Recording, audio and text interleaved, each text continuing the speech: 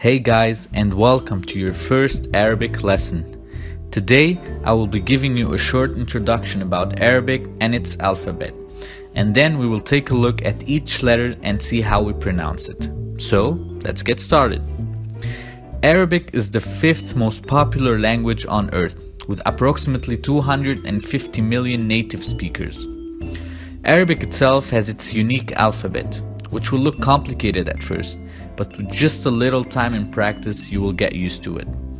Because most of the sounds that come from the Arabic letters are similar to the English alphabet, with of course few exceptions in sounds that you have to practice. Another thing you have to keep in mind is that we read Arabic from right to left and not from left to right like you do in English. So practice on that too. We read it from right to left. This is a very important point. So the Arabic alphabet has 28 letters, with all of them being completely different in writing than the English letters. Don't freak out. As I mentioned before, with just little time and practice, you will familiarize yourself with them. So now we will go over each letter and say its name and how we pronounce it. So let's start. First of all, we have the alif. It's called alif, but the sound of it is a, like a normal a in English. For example, asad, which means a lion.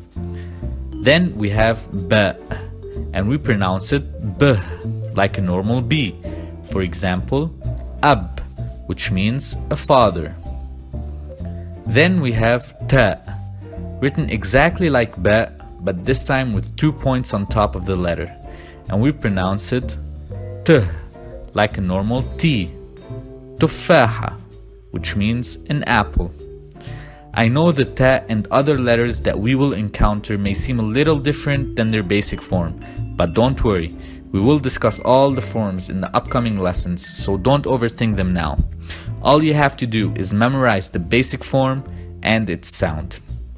So let's continue. Now we have tha, written exactly like ba and ta, but with 3 points on top. And we pronounce it tha, th, like you say 3.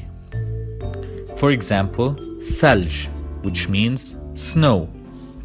Then we have jim, and we pronounce it j, like a normal j. For example, jamal, which means a camel. Then we have ha, written exactly like jim, but this time with no point.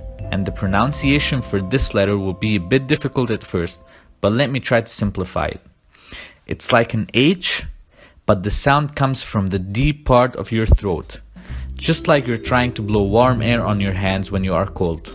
Good enough? Give it a try now. Ha. For example, hayawan, which means animal. Don't worry, you'll get it soon. Now we have kha, written like jim and ta, but this time with the point written on top. And we pronounce it kh, like also in Spanish how they say julio or james.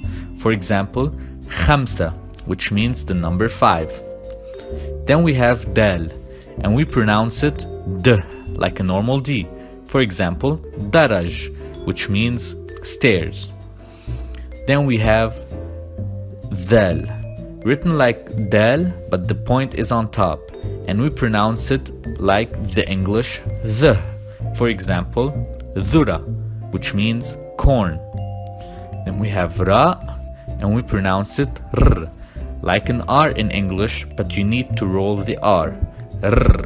For example, rassam, which means a painter. Then we have zain, written like ra, but with the point on top, and we pronounce it z, like a Z. For example, zr, which means a button. Then we have sin, and we pronounce it like a normal S, like sayyara, which means a car. Then we have sheen, written exactly like sin, but with 3 points on top, and we pronounce it sh, like an SH in English. For example, shams, which means sun. So, how are you doing so far? Feel free to pause and rewind the video as often as you want to practice more on the letters we have had so far, because now will come the tricky part. We have Sad, and we pronounce it Sah, like an S, but it's stronger. Consider it the sister of Sin, but it's a lot stronger. Sin, Sad. For example, Sabi, which means a boy. Then we have Dad, written like Sad, but with a point on top, and we pronounce it Dah. Also the sister of Dal, but a bit stronger. Dal and Dad, like Difda, which means a frog. Then we have Ta, the sister of Ta, but also a stronger letter, and we pronounce it Ta. We have Ta and Ta. For example, Tawila, which means a table. Now we have Dha, written like Ta, but with the point on top. You can also imagine it as the sister of Dhal, but also stronger. We have Dha and Dhal. For example, Dhufr, which means a nail. Then we have Ain, and we pronounce it like A coming from the throat. Ain. For example, Ain, which means an eye. Then we have Ghain, written like Ain but with the point, and we pronounce it Gh, like Ghazal, which means a deer. Then we have Fa, like a normal F, for example, Fatura, which means a bill. Then we have Qaf. The sound is also coming from the lower part of the throat, like Qamar, which means a moon. Then we have Kaf, which is a lot lighter than Qaf. For example, Kalb, which means a dog. Remember, we have Kaf and Qaf. Now we have Lam, and we pronounce it like a normal L. For example, Laun, which means a color. Then we have Mim, and it sounds like a normal M. For example, Muftah, which means a key. Then we have Noon, and it sounds like a normal N. For example, Nahla, which means a bee. Ha, and we pronounce it H like a normal H. For example, Hawa, which means the air.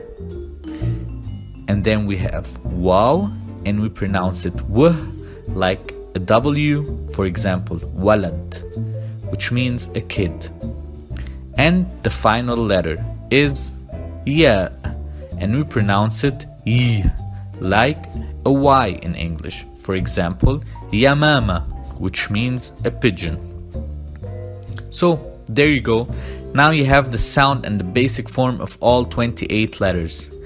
You saw the slight difference in sounds that few of these letters have? Well, this is the hardest part. If you master this, then you have mastered everything that has to do with the pronunciation. So that was it for your first lesson. Get yourself a pen and paper, write down every letter in its basic form and try to pronounce it. And with little practice, you'll be able to memorize most of them.